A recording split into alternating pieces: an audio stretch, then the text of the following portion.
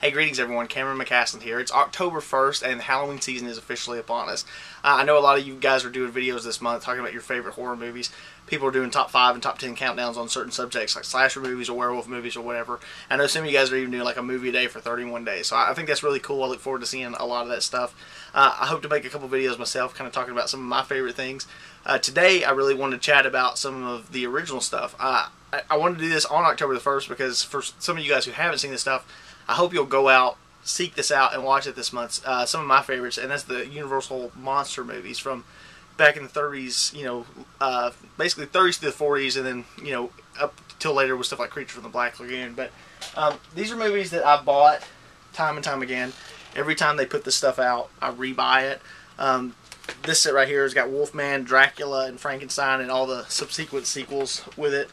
And I think that was the second time they put it out. The first time they put it out, I was a poor college kid and couldn't afford it, and so I totally missed it.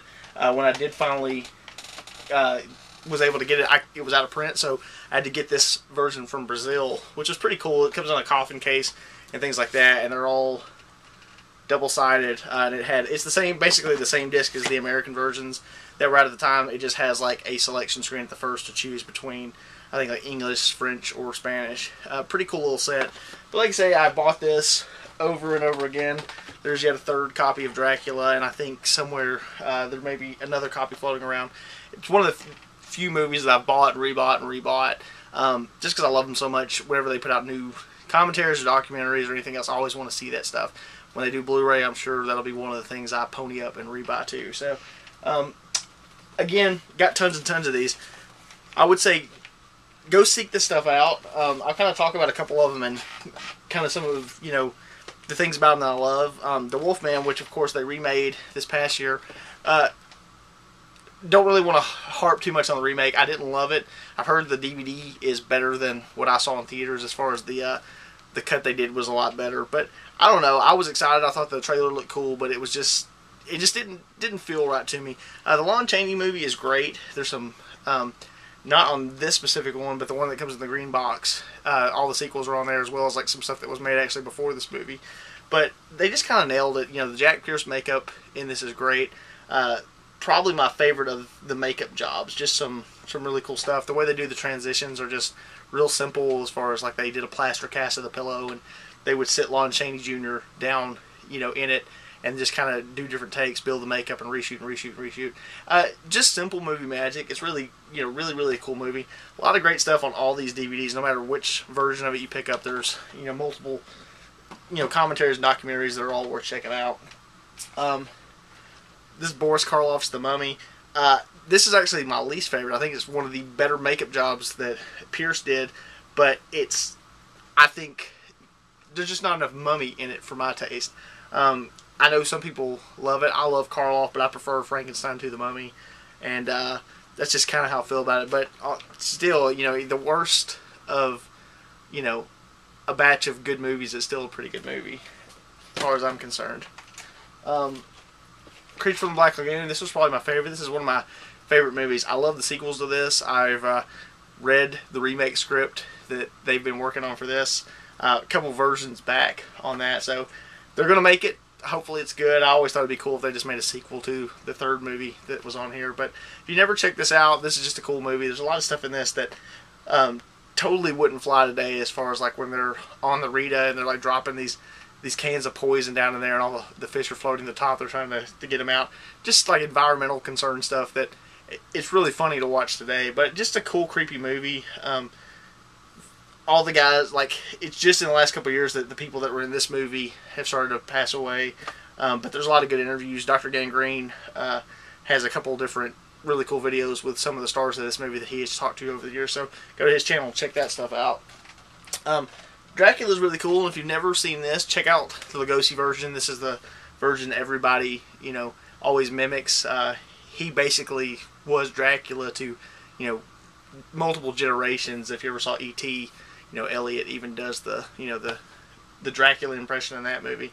Very cool. The one thing about this that's worth checking out, if you watch them side by side, the Spanish version, I think, is on this DVD. I think it's on all the versions of Dracula that are out there. Watch them side by side. Pretty cool story, because they would shoot the American version during the day, and because they didn't just do overdubs back then, they would shoot on the same sets at night with a full Spanish director and Spanish, cast and everything else. Well, the Spanish cast would watch the American, what they shot that day basically, and they would try to outdo them. So there's a lot of stuff that, as far as like camera work and just drama, that kind of worked better. But you can't beat Lugosi. Totally iconic. Great movie. Fairly short too. So tons of other ones. I'll show you these. Like I said, I've got multiple versions of these. Some of these are kind of buried right now, so I couldn't find them. There's Creature again, Invisible Man, which is cool. Some of the sequels that are on the green box version of this are pretty awesome. There's a secret agent one. It's kind of weird because they went from like horror movies up into like secret agent movies with this kind of story. We're checking out. Cool special effects for the time, using like black velvet. The documentaries cover that pretty heavy. Definitely worth checking out. Dracula again and the Mummy. Phantom of the Opera, which is one they shot in color. This one's pretty cool. I actually prefer the Lon Chaney version that came out years and years before that to this, but this is a cool movie to check out too if you get a chance. Bride of Frankenstein, which I absolutely adore. I know a lot of people will say that this one is superior to the first movie. I feel the same way a lot of times, but then other times I don't. There's stuff about this movie that's, with the monster starting to talk, and just like the little people in the jars that are kind of weird. A lot of cool stuff though to see in this one. I think James Whale kind of comes out better in this movie as far as than the first movie. I think there's a lot more of what you would see in some of his later stuff that shows up in this. Also, Gods and Monsters, the movie about James Whale. If you've never checked that out, it's a good companion piece to these movies because so much of it was kind of going on around the same time. Again, if you've never seen these movies, I implore you, go out and watch them. When I was a kid, I wasn't allowed to watch a lot of the slasher movies and things like that. I don't know exactly what age I was, but at some point, USA or AMC, somebody was running a festival of these movies, and my mom was like, you can watch these movies, sit down and watch them. And I was just so happy to see, the Wolfman and Dracula in any form. I sat down and was totally mesmerized, fell in love with them. I felt that way ever since I was a little kid. Definitely changed, a lot of my outlook on life and the way that I've kind of gone with my filmmaking. Whenever I got involved with Larry and Dr. Gangrene doing that show, the thing that really kind of drew me to him was his love for those same movies, and it's kind of just shaped, kind of shaped who I've become, because I've met so many people over the years who also, just have adored those movies, and that was kind of our common ground. I hope, that you guys will love them as much as I love them. If you get a chance to watch them, if you've never seen them, because I know some people are like, they run, far and fast whenever they see a black and white movie. A lot of really cool, creepy stuff in there, and don't just use it for a companion piece. A lot of people want to watch Dracula, compared to some of the later, either the Hammer stuff or even like the Coppola movie. But I think on its own merit, like it's just a cool, creepy, gothic looking movie. Let me know, the first time you watch these movies. Give me a video response. Tell me what your favorite one is. Tell me the first time that you watched any of these movies, your favorite scenes from the movie. Give me impressions. Do your best Bela Lugosi. I'd love to see all that stuff. Anyways, till next time, I hope, like I say, to catch a lot of your videos this month. Hope to see some cool horror stuff, but I hope you guys are checking out the Universal Monsters.